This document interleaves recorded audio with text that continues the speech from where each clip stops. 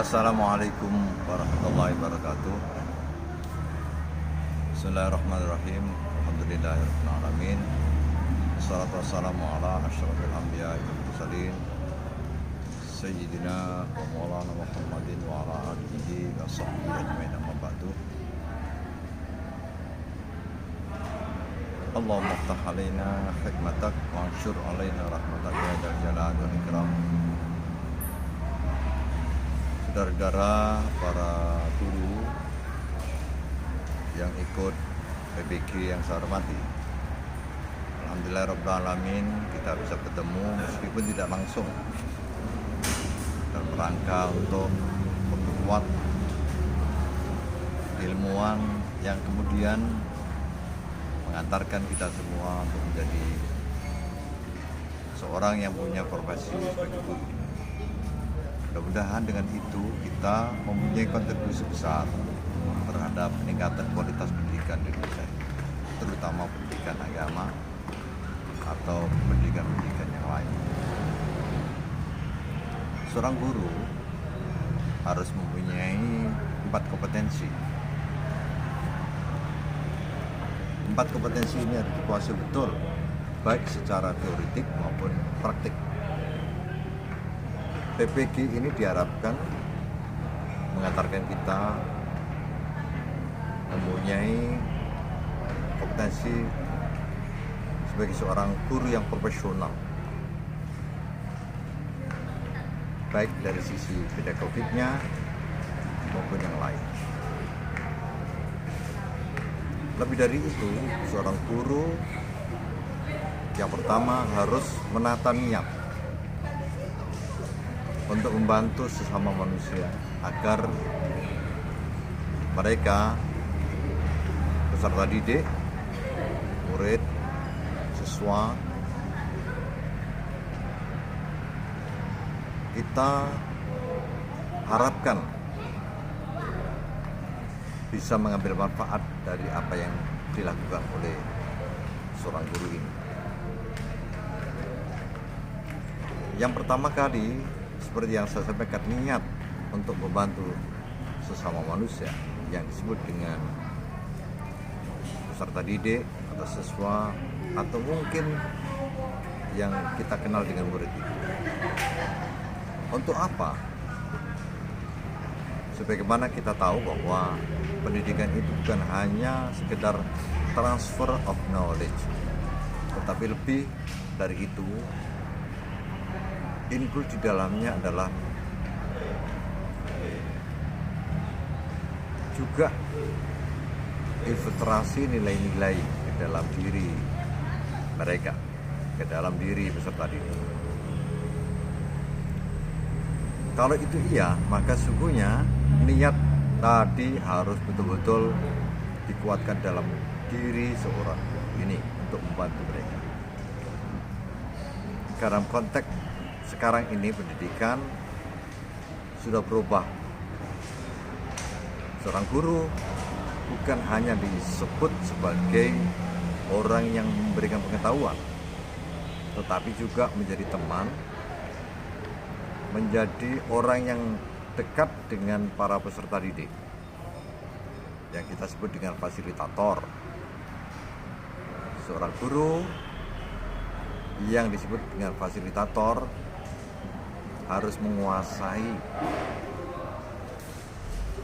apa yang diajarkan, apa yang diberikan, apa yang ditransfer kepada para peserta didiknya. Kalau saudara-saudara menjadi seorang guru agama, maka saudara harus menguasai materi ini. Selain menguasai materi dengan betul-betul, dengan sungguh-sungguh, juga diharapkan bisa mampu untuk menyampaikan materi tadi kepada peserta didik dengan baik. Oleh karena itu, harus punya kompetensi dalam bidang pedagogi. Kalau sekarang kita sebut dengan andragogi, di mana seorang guru ditempatkan pada posisi yang setara dengan murid. Meskipun ini banyak orang yang mempertanyakan, tetapi positifnya sangat baik, sangat banyak.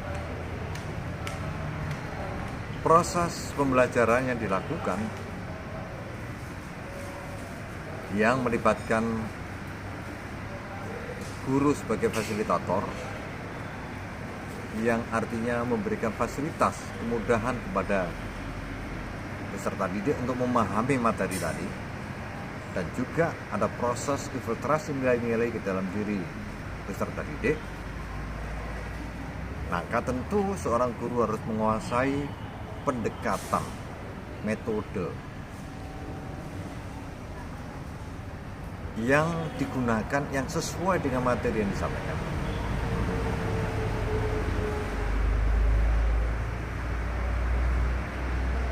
Selanjutnya, seorang guru juga harus punya kemampuan yang lain. Dalam proses pembelajaran diharapkan seorang guru mempunyai kompetensi dalam bidang komunikasi. Mengapa ini penting? Karena seorang guru meskipun menguasai materi, tetapi kalau tidak mampu mengkomunikasikan dengan baik kepada peserta didik, maka sangat mungkin tujuan dari pembelajaran, tujuan dari pendidikan pada umumnya akan gagal. Oleh karena itu, guru dituntut untuk mengasah terus-menerus kemampuannya untuk berkomunikasi dengan baik terhadap atau dengan para peserta didik. Yang berikutnya, selain komunikasi yang baik, yang efisien dan efektif, seorang guru juga harus mampu membuat inovasi-inovasi yang memungkinkan para peserta didiknya kemudian terpengaruh dengan inovasi-inovasi itu, yang bukan hanya menerima apa yang disampaikan oleh guru, bukan hanya menerima apa yang mereka baca dari sumber belajar, baik buku, majalah, atau sumber-sumber belajar yang lain. Tetapi peserta didik diharapkan juga meng-create sesuatu ide, sesuatu gagasan yang mungkin belum ada di dalam buku atau sumber belajar yang lain. Yang dengan ini maka muncullah suasana yang memungkinkan para peserta didik itu amat sangat senang untuk melakukan hal-hal baru. Kalau ini bisa juga dilakukan sebagai fasilitator, guru sebagai fasilitator, maka kita sudah menanamkan satu proses pembelajaran yang tidak hanya mengandalkan guru, tetapi diharapkan para siswa itu melanjutkan studi mandiri. Apalagi di era pandemi seperti ini, mereka para peserta didik diharapkan juga memompa kreativitasnya untuk mengembangkan pembelajaran dan belajar secara mandiri. Tentu saja seorang guru juga diharapkan mampu mengevaluasi secara komprehensif terhadap proses pembelajaran yang dilakukan beserta peserta didiknya. Untuk apa ini dilakukan? Evaluasi itu untuk melihat seberapa efisien dan efektif pembelajaran yang dirancang dan dilakukan oleh guru, agar kemudian kita bisa menilai apakah pembelajaran yang dilakukan itu sesuai dengan tujuan yang telah ditetapkan.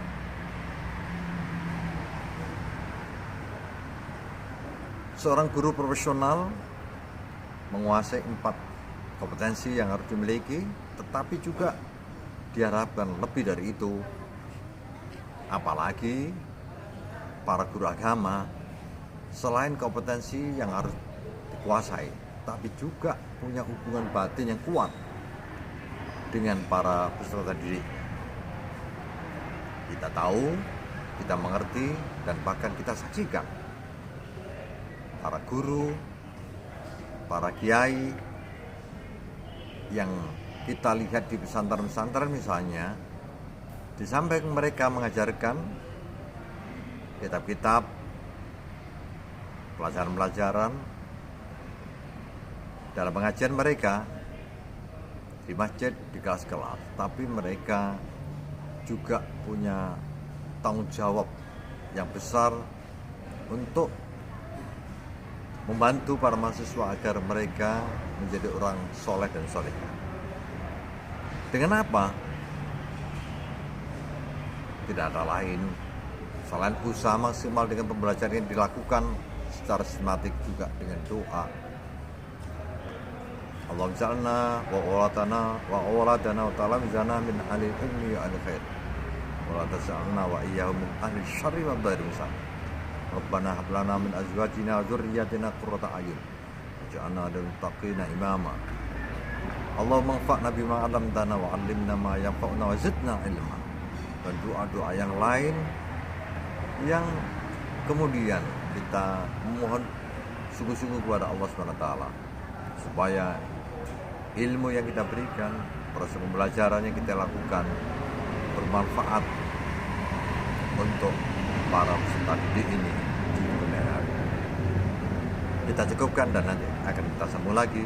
Akhirnya wallahul muwaffiq ila aqwamit thoriq. Wassalamualaikum warahmatullahi wabarakatuh.